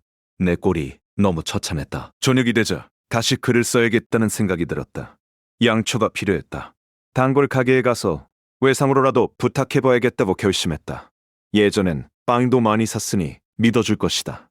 가게에 들어가니 여주인이 손님을 응대하고 있었다. 점원 소년이 나를 보고 빵을 포장해주려 했다. 아니, 고맙지만 오늘은 양초가 필요해서 온 거야. 점원은 내가 빵 외에 다른 걸 찾는 게 처음이라 당황한 눈치였다. 그는 앞 손님 계산을 먼저 했다. 손님이 5만 원짜리 지폐를 내고 거스름돈을 받아 나갔다. 양초라고 하셨죠? 그가 양초를 꺼내주었다. 나는 돈이 없다는 말을 차마 입 밖으로 꺼내지 못하고 그를 쳐다보기만 했다. 아, 맞다. 아까 돈 내셨죠? 그는 내가 돈을 냈다고 착각했다. 그러더니 금고에서 거스름돈을 꺼내 내게 건네주었다. 큰 돈이었다. 감사합니다. 나는 멍하니 돈을 받아 주머니에 넣었다. 너무 놀라서 몸이 굳어버렸다. 점원은 내가 나가지 않고 서 있자 말을 걸었다. 이제 진짜 겨울이 오려나다야. 그래. 진짜 겨울이 올 모양이야. 나는 몽유병 환자처럼 대답하고 가게를 나왔다. 몇 걸음 가는데 뒤에서 점원이 불렀다. 손님, 양초 두고 가셨어요. 아, 고마워. 고마워. 나는 양초를 받아들고 걸었다. 가로등 밑에서 돈을 세어보니 꽤 큰 액수였다. 나는 기적처럼 보조받은 것이다. 식당 앞을 지나다 고기 굽는 냄새에 이끌려 들어갔다. 비프 스테이크를 주문했다. 도둑질을 했다는 생각이 들었지만 어쩔 수 없었다고 합리화했다. 나중에 갚으면 되니까. 여기 비프 스테이크 나왔습니다. 자리가 너무 어두운데 옮겨드릴까요? 아니요, 괜찮습니다. 여기 잔돈은 가지세요. 농작이라도 하나 사요. 나는 허겁지겁 고기를 삼켰다. 며칠 굶은 짐승처럼 먹어치웠다. 종업원에 친절하게 음료수를 권했지만 거절하고 급히 나왔다. 하지만 갑자기 먹은 탓인지 속이 뒤집혔다. 골목으로 뛰어들어가 먹은 것을 전부 토해냈다. 억울해서 눈물이 났다. 신은 나에게 밥 한 끼조차 허락하지 않는 건가? 지나가던 사람에게 물어뜨거운 우유를 사 마셨다. 우유는 다행히 넘어갔다. 집으로 돌아오는데 또 그 여자가 가로등 밑에 서 있었다. 네 번째다. 나는 충동적으로 그녀에게 다가갔다. 안녕하세요. 안녕하세요. 혹시 누구 기다리세요? 도와드릴까요? 아니요. 그냥 서 있는 거예요. 간덕이죠. 나는 대담해지기로 했다. 주머니 속에 돈이 용기를 주었다. 그럼 저랑 와인이라도 한잔 하실래요? 겨울이잖아요. 아니요, 그건 좀 곤란해요. 우리는 나란히 걸었다. 젊은 여자와 함께 있다는 사실만으로도 화물했다. 그녀의 향기, 옷자락 스치는 소리가 내 감각을 깨웠다. 나는 바보처럼 웃으며 그녀의 어깨를 살짝 건드렸다. 참 이상한 분이시네요. 매일 밤 거기 서 계시다니. 저 늦은 밤에 깨어있는 걸 좋아해요. 당신은 일찍 자는 걸 좋아하나요? 아니요. 밤 12시 전에 자는 건 딱 질색입니다. 그것 봐요. 우린 통하네요. 전 서몰라북 광장 쪽에 살아요. 일라할리라고 해요. 일할리. 우리는 계속 대화를 나눴다. 그녀는 내게 코트도 없이 춥지 않냐고 물었다. 나는 사실대로 말해. 분위기를 깨고 싶지 않아. 춥지 않다고 거짓말을 했다. 티볼리 공원 근처를 지날 때 내가 동물원 이야기를 꺼내며 횡설수선했다. 내 가난한 처지가 불쑥불쑥 떠올라 괴로웠다. 왜 이런 멋진 여자가 나 같은 거지와 걷고 있는 걸까? 사실 저랑 걷지 않는 게 좋아요. 제 옷차림 때문에 창피하실 겁니다. 그런 말 마세요. 부끄러워지잖아요. 그녀가 걸음을 재촉했다. 집 근처 분수대 앞에 도착했을 때 그녀가 물었다. 전에도 절 본 적 있죠? 일라할리. 네, 한번 뒤따라간 적이 있었죠. 그때 제가 좀 취해 있어서. 그땐 정말 별로였어요. 우리는 농담을 주고받으며 웃었다. 헤어질 시간이 되자 아쉬움이 밀려왔다. 이제 다시는 못 만나는 건가요? 화요일 저녁 8시에 여기로 나오실래요? 네, 물론이죠. 그녀는 베일을 걷어 얼굴을 보여주었다. 그러고는 갑자기 내 목을 끌어안더니 입을 맞췄다. 순식간이었다. 그녀는 숨을 헐떡이며 잘 자요라고 속삭이고는 집 안으로 뛰어들어갔다. 다음 날 나는 늦게 일어났다. 어젯밤의 일이 꿈만 같아 기분이 날아갈 듯했다. 나는 옷가게에 가서 조끼를 하나 샀다. 지인을 만났는데 그가 어제 같이 걷던 여자가 누구냐고 물었다. 내 약혼녀야. 어제 다 결정됐어. 세상에. 나는 뻔뻔하게 거짓말을 했다. 술을 한잔하니 기분이 더 들떴다. 하지만 갑자기 훔친 돈 생각이 났다. 경찰이 날 잡으러 오면 어쩌지? 수갑, 감옥, 어둠. 나는 공포에 질려 거리로 나왔다. 하지만 가게 점원이 내가 훔친 걸 알 리가 없다고 스스로 위로했다. 그래도 죄책감은 사라지지 않았다. 다시 정직해질 수 있어. 나는 시장에 있는 케이크 파는 노파에게 다가갔다. 그리고 남은 돈을 몽땅 그녀의 손에 쥐어주고 뒤도 돌아보지 않고 걸어갔다. 빈털터리가 되니 오히려 마음이 편했다. 나는 다시 떳떳한 남자가 되어 일할 일을 만날 수 있게 되었다. 기분이 너무 좋아져서 미친 짓을 하고 싶어졌다. 나는 마차를 잡아탔다. 올레볼스베이는 37번지로 가주시오. 마부에게 내가 키르풀라는 양털 상인을 만나러 간다고 떠벌렸다. 물론 그런 사람은 없었다. 37번지에 도착해 아무 초인종이나 눌렀다. 키르쿠시 계십니까? 양털 상인 말입니다. 그런 사람 안 사는데요. 없다고? 범태가 된 11번지로 가자. 나는 다시 마차를 타고 이동했다. 마부에게 그 사람 인상착의까지 지어내며 설명했다. 목적지에 도착하자마자 나는 건물 안으로 들어가 반대편 문으로 유유히 빠져나왔다. 마차비를 떼먹고 도망친 셈이다. 광기가 가라앉아 급격히 피로가 몰려왔다. 벤치에 앉아 생각했다. 내 몰골은 처참했고 몸에선 냄새가 났다. 죽고 싶을 만큼 비참했다. 나는 다시 가게로 향했다. 차라리 자수하는 게 낫겠어. 가게 문을 열고 들어가니 점원과 다시 마주쳤다. 날씨가 참 굳죠? 난 날씨 타령이나 하러 온 게 아니야. 나는 참을 수 없다는 듯 소리치며 거칠게 숨을 몰아쉬었다. 온몸이 떨렸고 그가 내 말을 이해하지 못하면 힘이라도 쓸 기세였다. 내가 당신을 속였다는 거 정말 모르겠어요? 하지만 그 불쌍한 가게 주인은 의심조차 하지 않는 눈치였다. 세상에 이렇게 둔한 사람과 섞여 살아야 하다니. 나는 그에게 욕을 퍼붓고 어떻게 일이 벌어졌는지 하나하나 설명했다. 돈이 어디에 있었고 내가 어떻게 손에 쥐고 감췄는지 직접 보여주기까지 했다. 그제야 그는 상황을 이해했지만 아무것도 하지 않았다. 그저 불안하게 발을 바꾸며 옆방에서 누가 들을까 눈치를 살폈다. 그는 나를 진정시키려 애쓰며 목소리를 낮췄다. 그건 정말 비열한 짓이었어. 아니, 잠깐만요. 내 말 좀 들어봐요. 나는 그를 화나게 하려고 일부러 말대꾸했다. 그의 장사꾼 머리로 상상하는 것만큼 비열한 짓은 아니었다. 당연히 내가 돈을 가질 생각은 없었다. 내 정직한 본성은 그런 걸 용납하지 않았으니까. 그럼 그 돈으로 가난한 할머니에게 줬습니다. 한 푼도 남김없이 다요. 내가 가난한 사람을 잊지 않는 그런 종류의 사람이라는 걸 그도 알아야 했다. 그는 잠시 서서 생각하더니 내가 정직한 사람인지 아닌지 헷갈리는 표정을 지었다. 차라리 다시 가져오는 게 낫지 않았겠소. 이보세요. 난 당신을 곤란하게 만들고 싶지 않았어요. 관대하게 굴었더니 돌아오는 게 고작 이건가요? 내가 이렇게 다 설명해 주는데 당신은 부끄러워하기는커녕 해결하려는 노력도 안 하는군요. 이제 당신과는 끝입니다. 나머지는 지옥에나 가버리라지. 잘 있어요. 나는 문을 쾅 닫고 나왔다. 하지만 젖은 눈을 맞으며 우울한 내 방으로 돌아왔을 때 하루 종일 돌아다녀 무릎이 떨려오자 거만했던 태도는 온데간데 없이 사라졌다. 나는 다시 무너져 내렸다. 나는 불쌍한 점원을 공격했던 걸 후회하며 울었다. 내 비참한 장난을 벌하기 위해 내 목을 졸랐고 미친 사람처럼 굴었다. 그는 일자리를 잃을까봐 5킬링, 약 5만 원 정도의 손해는 감수하려 했을 텐데 나는 그 두려움을 이용해 그를 괴롭혔다. 내 고함 소리에 가게 주인까지 놀라 튀어나올 뻔했을 것이다. 이제 내가 저지르지 못할 비열한 짓은 없는 것 같았다. 차라리 감옥에 갔으면 끝났을 텐데 수갑을 차라면 기꺼이 찼을 것이다. 하늘에 계신 신이시여, 단 1초의 행복을 위해 내 하루를 바치겠습니다. 제발 내 말을 들어주소서. 나는 젖은 옷을 입은 채로 누웠다. 밤사이에 죽을지도 모른다는 막연한 생각이 들었다. 나는 마지막 힘을 짜내어 침대를 정리했다. 아침에 내 시체가 발견될 때 조금이라도 정돈된 모습이고 싶었다. 나는 손을 모으고 자세를 잡았다. 그 순간 갑자기 일라이리가 떠올랐다. 저녁 내내 그녀를 잊고 있었다니.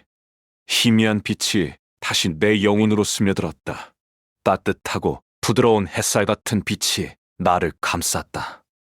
그 빛은 점점 강해져 내 관자놀이를 태우고 말라버린 뇌 속에서 맹렬하게 끌어올랐다. 마침내 눈앞에서 미친 듯한 불기둥이 치솟았다.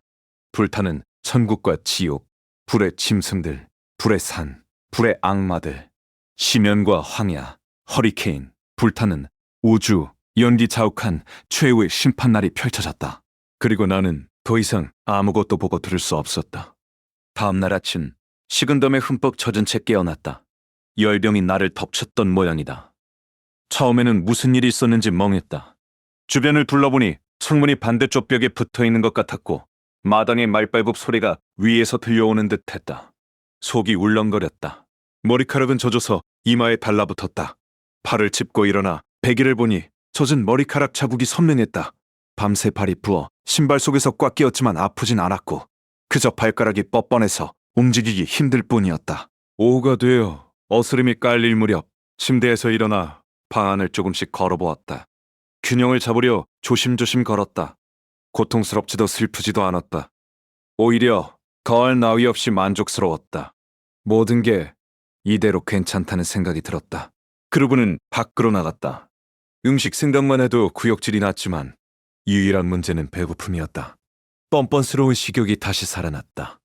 가슴 속에서 뭔가 겉아먹는 듯한 끔찍한 허기가 느껴졌다. 마치 수십 마리의 작은 벌레들이 머리를 들이밀고 갖다대다가 잠시 쉬고 다시 파고드는 것 같았다. 병든 건 아니었지만 현기증이 났다. 식은땀이 흘렀다. 시장에 가서 좀 쉬려고 했지만 길이 너무 멀고 지루했다. 시장과 시장 거리 모퉁이에 섰을 때 땀이 눈으로 흘러들어 앞이 잘 보이지 않았다. 주변의 소음은 끔찍했다. 갑자기 날카로운 경고음이 들렸다. 나는 소스라치게 놀라 옆으로 비키려 했지만 다친 발 때문에 굼떴다. 거대한 빵 배달 마차가 나를 스치고 지나갔고 바퀴가 내 코트를 건드렸다. 조금만 더 빨랐더라면 피했을 텐데. 발 하나가 욱신거렸고 발가락 몇 개가 으스러지는 느낌이 들었다. 마부가 온 힘을 다해 말을 멈췄다. 그는 겁에 질려 내 상태를 물었다. 아, 더 나쁠 수도 있었는데 이 정도면 다행이오. 뼈는 안 부러진 것 같으니 걱정 마시오. 나는 얼른 자리를 피해 벤치로 갔다. 사람들이 멈춰서 나를 쳐다보는 게 부끄러웠다. 치명상은 아니었다. 내 불운을 생각하면 운이 좋은 편이었다. 신발이 찢어지고 발가락에서 피가 나는 게 제일 문제였다. 고의는 아니었으니 마부를 탓할 순 없었다. 그가 내게 빵이라도 한 조각 던져줬다면 기쁘게 받았을 텐데 폐가 너무 고파다. 이 망할 식욕을 어찌해야 할지 몰랐다. 벤치에서 몸을 비틀며 가슴을 무릎까지 구부렸다. 어둠이 내리자 시청 쪽으로 비틀거하며 걸어갔다.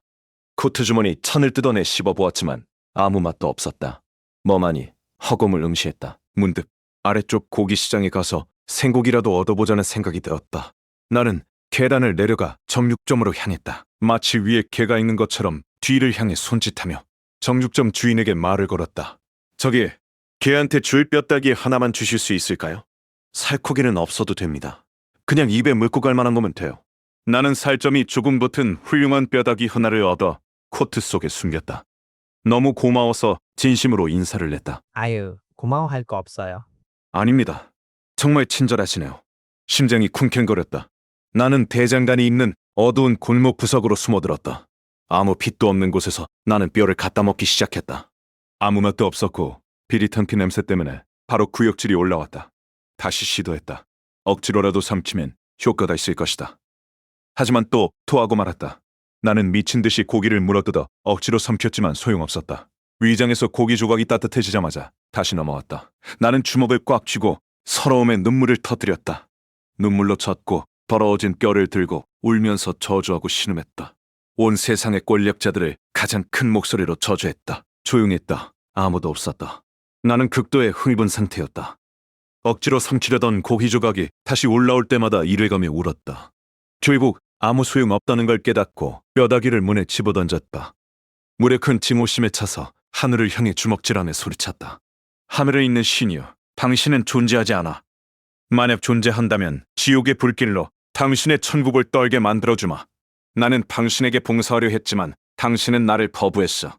이제 나도 영원히 당신에게 등을 돌리겠다. 내 죽음이 코앞이라도 나는 당신을 조롱한다. 당신의 저택에서 자유인이 되느니 차라리 지옥의 노예가 되겠다. 나는 당신의 그 거룩한 쫓겨남을 경멸한다. 나는 유다와 파라오가 떨어진 파멸의 시면을 택하겠다. 당신의 천국은 멍청이들로 가득 차 있지. 죽기 직전에야 비굴하게 무릎 꿇은 위선자들로 채워놨잖아. 당신은 내게 폭력을 휘둘렀지만 나는 절대 굴복하지 않아. 내 온몸의 세포 하나하나가 당신을 조롱하고 있어. 이거만은 괴물아. 나는 이제 당신의 모든 것을 거부한다. 내 생각이 다시 당신에게 머문다면 내 생각을 저주할 것이고 내 입술이 당신 이름을 부른다면 입술을 찢어버리겠다. 만약 당신이 존재한다면 내 마지막 말은 이것이다. 영원히 작별이다. 나는 침묵하며 내 갈 길을 가겠다. 흥분과 팔진으로 몸이 떨렸다. 나는 한참을 그 자리에 서서 욕설을 중얼거리고 딸꾹질을 했다. 1시간쯤 지났을까? 골목으로 두 남자가 들어오는 소리가 들렸다. 나는 겹을 타고 기어나와 다시 밝은 거리로 나갔다. 영스희를 따라 걷는데 뇌가 이상한 쪽으로 작동하기 시작했다. 시장 모퉁이의 낡은 오도막들이 도시의 미관을 해친다는 생각이 들었다. 저런 쓰레기들은 치워버려야 해. 지리측량 속 건물을 옮기는데 돈이 얼마나 들까 계산해보았다. 200~300파운드, 약 수천만 원. 꽤 짭짭한 용돈이 되겠군. 시작하기엔 나쁘지 않은 돈이야. 나는 여전히 온몸을 떨며 딸꾹질을 하고 있었다. 생명이 얼마 남지 않은 것 같았다. 하지만 상관없었다. 오히려 죽기 위해 거리에 눕고 싶었다. 고통이 나를 무감각하게 만들었다. 발의 통증이 다리 전체로 퍼졌지만 그것조차 별로 괴롭지 않았다. 설도 부두에 도착했다 조용했고 가끔 노동자나 선원이 지나갈 뿐이었다.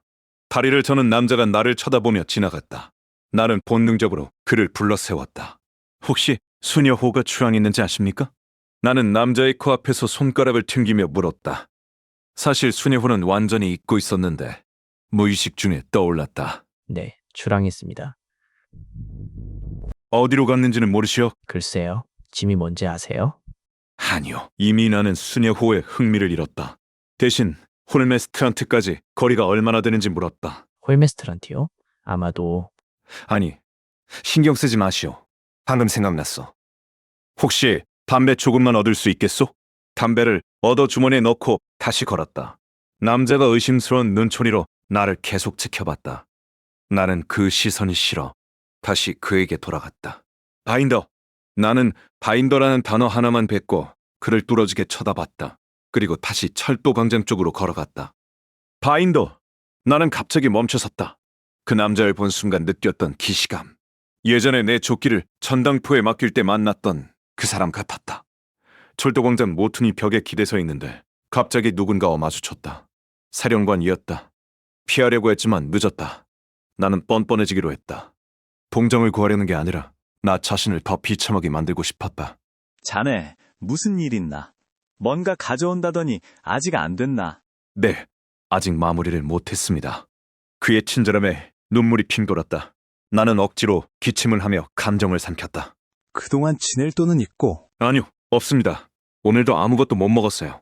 이런, 굶어 죽으면 안 되지. 그는 주머니를 뒤적이더니 금어 반개, 약 10만 원을 건넸다. 그는 생색도 내지 않고 그저 굶지 말라고 당부했다. 이건 너무 많습니다. 어서 받게. 기차 올 시간이 다 돼서. 나는 돈을 받았다. 너무 기뻐서 말문이 막혀 고맙다는 말도 못했다. 부담 갖지 마. 나중에 글 써서 갚으면 되니까. 그는 떠났다. 몇 걸음 가고 나서야 감사 인사를 안 했다는 게 떠올랐다. 쫓아가려 했지만 다리가 풀려 넘어질 뻔했다. 소리쳐 부르기엔 목소리가 너무 약했다. 나는 길에 서서 그를 바라보며 조용히 울었다.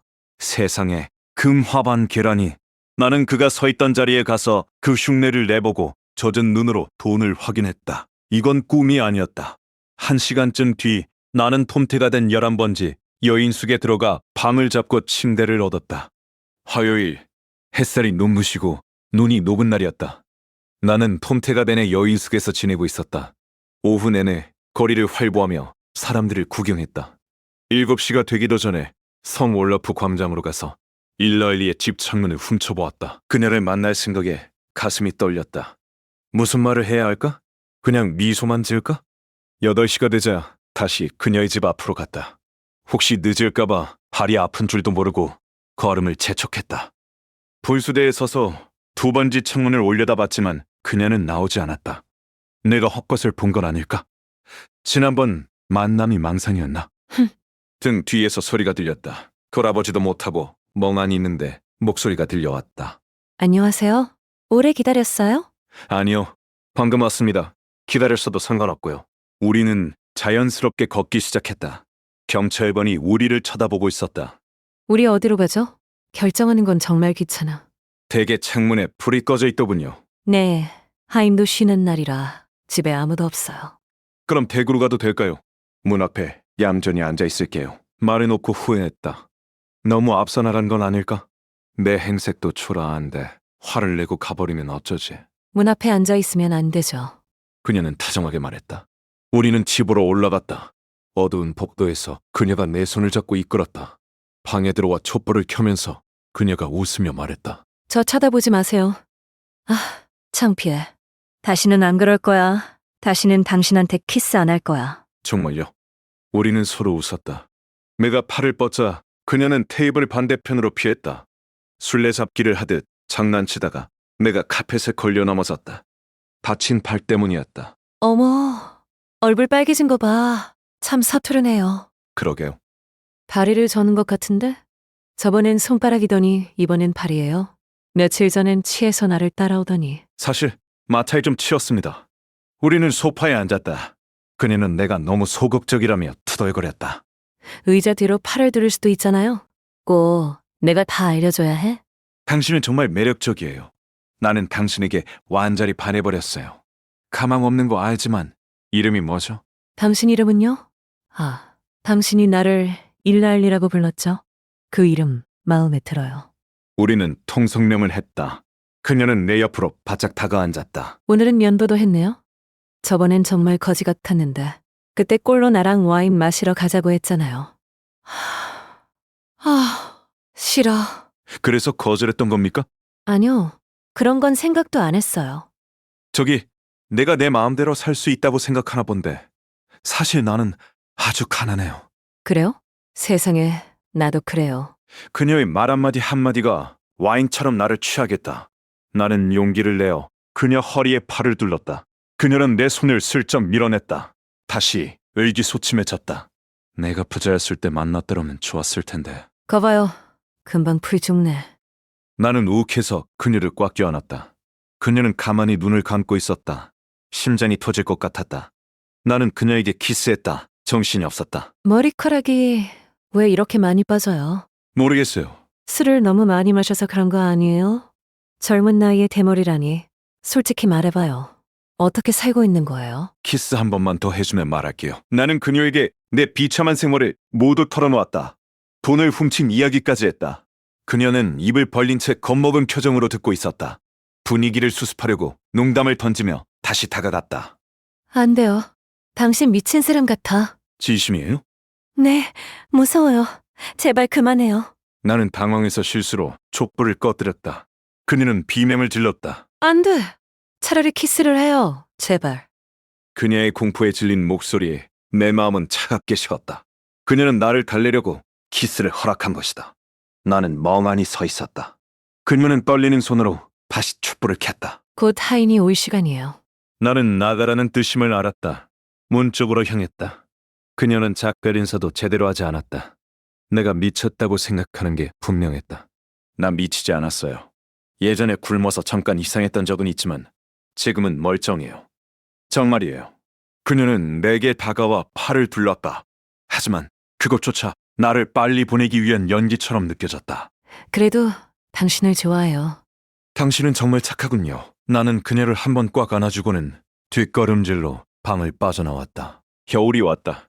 눈 대신 춥고 축축한 안개가 도시를 뒤덮었다. 나는 여전히 여인숙에 머물며 글을 쓰려 했지만 잘 되지 않았다.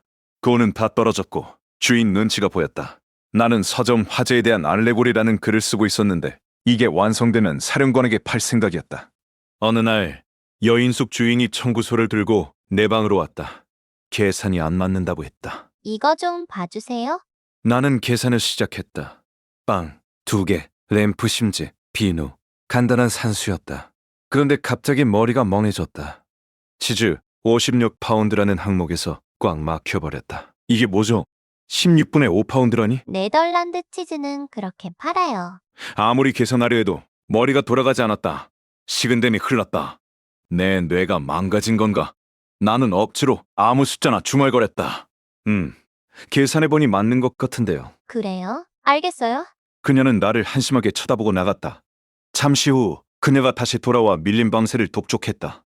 나는 글만 완성되면 갚겠다고 했지만 그녀는 믿지 않는 눈치였다. 혼자 남은 나는 절망했다. 덧셈도 못하는 바보가 되다니. 창밖을 보니 아이들이 놀고 있었다.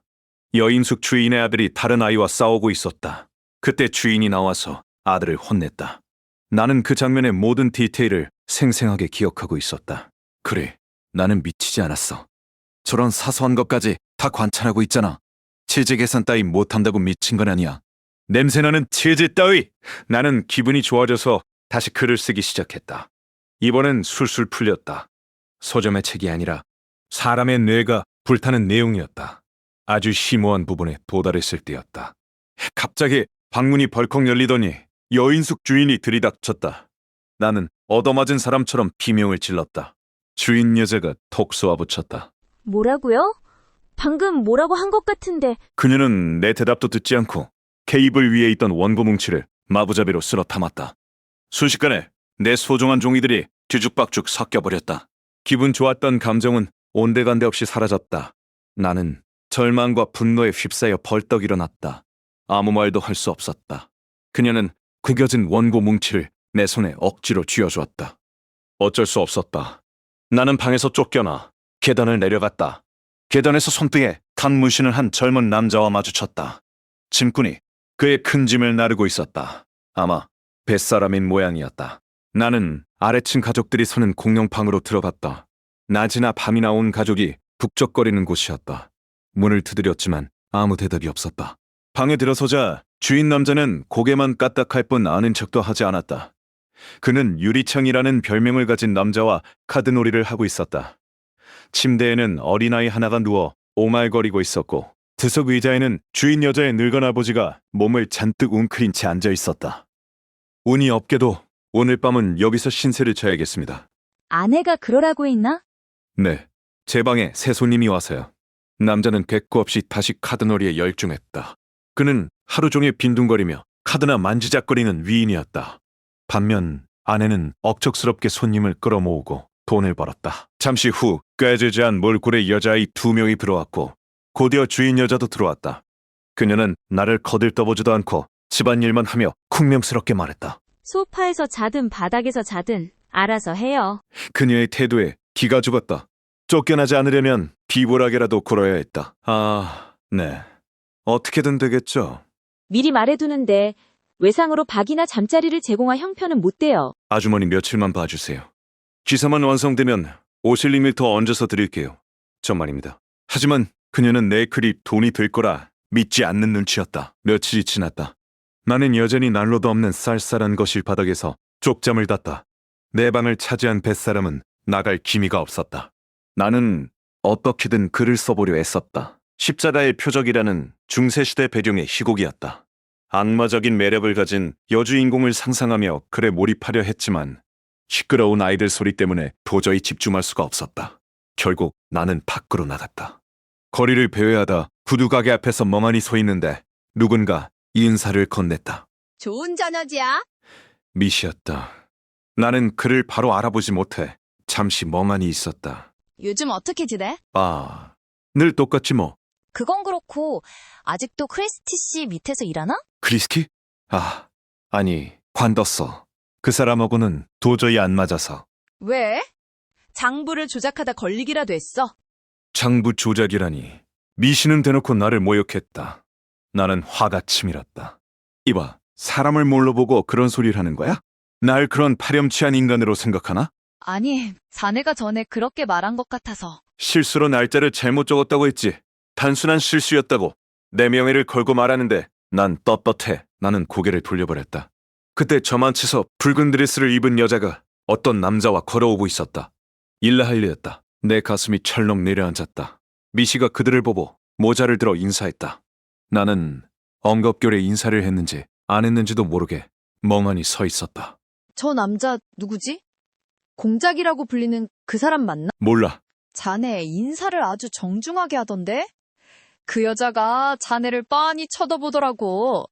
미시는 일라할리에 대해 안 좋은 소문을 떠들기 시작했다. 나는 듣고 싶지 않아 작별 인사를 하고 서둘러 집으로 돌아왔다. 집에 돌아와 램프를 빌려달라고 했지만 주인 여자는 매몰차게 거절했다. 촛불 살 돈도 없던 나는 어두운 방구석에 앉아 글을 써보려 했다. 하지만 아이들이 고양이를 괴롭히고 어른들은 도박판을 벌여 시끄러워 견딜 수가 없었다. 한여조차 나를 비웃었다. 내가 낡은 신발을 신고 다니는 걸 보고 개집만큼이나 헐렁한 신발이라며 깔깔거렸다. 그때 아이들이 늙은 할아버지의 귀에 지푸라기를 쑤셔넣으며 장난을 치기 시작했다. 노인은 괴로워했지만 저항하지 못했다. 보다 못한 내가 나섰다. 그만 좀 둬라. 괴로워하시잖아. 네가 뭔데 참견이야. 다들 조용히 못해? 아주 미치겠네. 나는 입을 다물었다. 쫓겨나는 갈 곳이 없었다. 굴욕적이었지만 벽에 걸린 그림만 쳐다보며 참았다. 내 말 안 들려? 진짜로 쫓겨날 판이었다. 그때 의외로 주인 남자가 거들었다. 여보, 밤중에 사람을 내쫓는 건 너무하잖아. 법에 걸릴 수도 있다고. 그 말에 여자는 잠잠해졌다. 그녀는 퉁명스럽게 빵 2조각을 내밀었지만 나는 자존심 때문에 먹지 않았다. 잠자리에 들 때 여자가 쏘아붙였다. 오늘이 마지막이야. 알겠어? 다음날 새벽 나는 식구들이 깨기 전에 몰래 집을 나섰다. 24시간 동안 아무것도 먹지 못해 배가 고파 죽을 지경이었다. 공원 벤치에 앉아 깜빡 잠이 들었다. 깨어보니 아침이었다. 화창한 햇살이 내 처지와 너무 비교되어 눈물이 터져나왔다. 나는 항구로 가서 코페고로라는 러시아 배가 석탄을 내리는 모습을 구경했다. 다시 글을 써보려 했지만 배고픔과 소음 때문에 한 줄도 쓸 수 없었다. 갈 곳이 없던 나는 결국 다시 그 하숙집으로 발길을 돌렸다. 자존심이 상했지만 어쩔 수 없었다. 몰래 내 옛방으로 올라갔다. 비어 있었다. 나는 잠시만이라도 조용히 글을 쓰고 싶어 의자에 앉았다. 글이 술술 써지기 시작했다. 황홀경에 빠져 있을 때 문이 열렸다. 아니, 작별 인사를 하러 왔다가. 당장 안 나가? 경찰 부른다? 나는 쫓겨났다. 주인 여자는 내 뒤통수에 대고 욕을 퍼부었다. 현관에 나서는데 심부름꾼이 나를 불러세웠다. 이거 받으십시오. 어떤 숙녀분이 전해드리랍니다. 봉투를 열어보니 꽤 큰 액수의 금화 반개가 들어있었다. 편지는 없었다. 일라할리가 보낸 것이 분명했다. 순간 굴욕감과 오기가 치솟았다. 나는 돈을 봉투째 구겨서 나를 쳐다보고 있는 주인 여자의 얼굴에 홀 던져버렸다. 아무 말도 하지 않았다. 그것이 나의 마지막 자존심이었다. 골목을 돌아 나오자마자 현기증이 나서 벽에 기대섰다. 미칠 듯한 후회가 밀려왔다. 배는 고프고 돈은 내 손으로 버렸다. 나는 미친 사람처럼 지나가는 마차의 감자를 양배추라고 우기며 스스로에게 거짓말을 해댔다. 다시 굶주림이 시작되었다. 일랄리가 준 돈. 그걸 왜 던졌을까? 나는 내 어리석음을 저주했다. 오후 4시가 되었다. 배가 너무 고파 환각이 보일 지경이었다. 그때 코끼리 간판이 있는 약국 앞 케이크 노점상이 눈에 들어왔다. 나는 불쑥 노점상 여자에게 다가갔다. 예전에 내가 돈을 준 적이 있는 여자였다. 안녕하세요. 저 기억하시죠? 지난번에 은어를 잔뜩 맡겼던 사람입니다. 누구슈? 아, 기억나는 것 같기도 하고. 그때 맡긴 돈으로 케이크 좀 가져갈게요. 이자 대신 원금만 회수하는 겁니다. 나는 막무가내로 케이크를 집어들었다. 여자는 황당해하며 저항했지만 나는 큰 소리를 치며 빵 4-5개를 챙겼다. 사실상 강탈이나 다름없었다. 경찰 부르기 전에 조용히 해요. 내가 맡긴 돈이 얼만데. 나는 뻔뻔하게 케이크를 먹으며 거리를 걸었다. 배가 채워지자 이성도 조금 돌아왔다. 나는 아까 본 꼬마 아이에게 남은 케이크 하나를 주려고 찾아갔지만 아이는 이미 사라지고 없었다. 문 앞에 케이크를 두고 도망치듯 자리를 떴다. 다시 항구로 갔다. 러시아 베코페고로 가보였다. 가판 난간에 선 선장에게 말을 걸었다. 선장님, 혹시 일손 필요 없습니까? 글쎄, 젊은 놈이면 몰라도.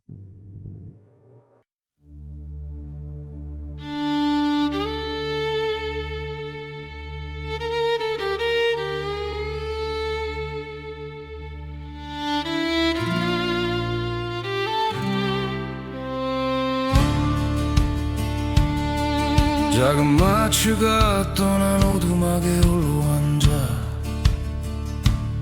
추억 속 말과 웃음이 눈물 되어 흘러 살리려 애썼지만 이미 늦었네. 오산 마음 무너져 밤새 우는구나. 작은 마취 없인 어떻게 살아가. 이 슬픔 속에 홀자 남겨진 채 뭐 해야 할지 모르겠어. 오사야 가슴 찢어지는 이 고독한 밤. 새벽 꿈속 마취가 문 열고 다가와. 아버지 찾으러 가자 해 조용히. 내가 도와줄 사람 보낼게 말하네. 그 순간 문 두드리는 소리 울려. 난 너와 불꽃 보며 홀자 앉아. 아내 잃고 집 타고 다리 저렸지만 다 내려놓으니 영혼 자유로워. 가지치기 나무처럼 더 높이 자라네. 주연절 밤 대가족 둘러앉아. 파이왕관 쓰고 왕이 된 내가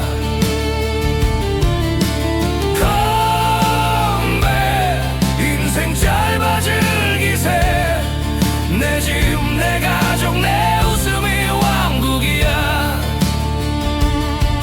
예술 그리워도 지금 맛있네.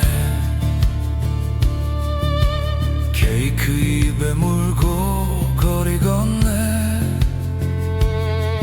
배채 채우니 이성 돌아오네. 꿈만 찾아갔으나 사라졌네. 앞에 두고 도망치듯 떠나네. 선장님 일손 필요 없나요? 리얼세 뭐든 하리라. 배 타본 적 많아요. 영국까지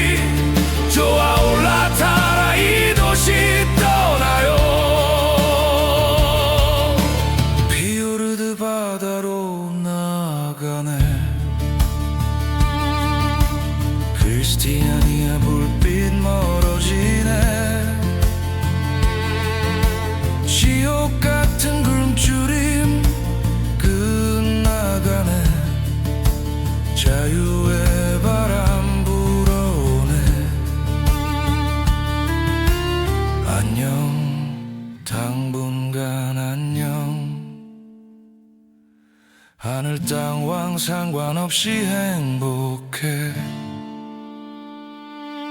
이 순간이 다야 세상 제일 부자. 문 두드리는 소리 희망이 오네.